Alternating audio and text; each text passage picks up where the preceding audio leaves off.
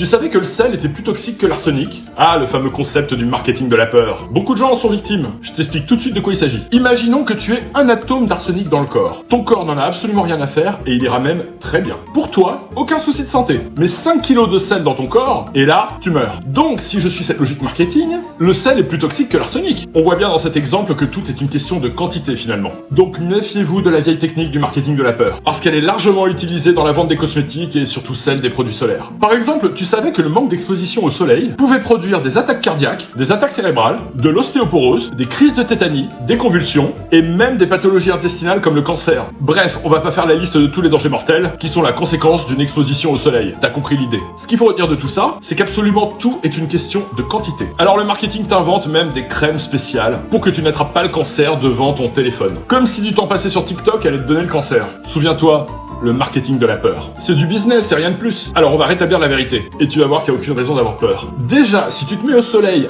avec un indice de protection 20, ça bloque 95% des UV. On s'en rend pas compte, mais c'est juste énorme. Avec une protection 50, c'est même 98% des UV qui sont bloqués. Autant dire que tu te balades sous un ciel couvert un jour de pluie en novembre. Donc, pour ta santé, considère toutes les infos que tu peux entendre avec recul. Le pire qu'on a entendu dernièrement, c'est que le bronzage donne le cancer.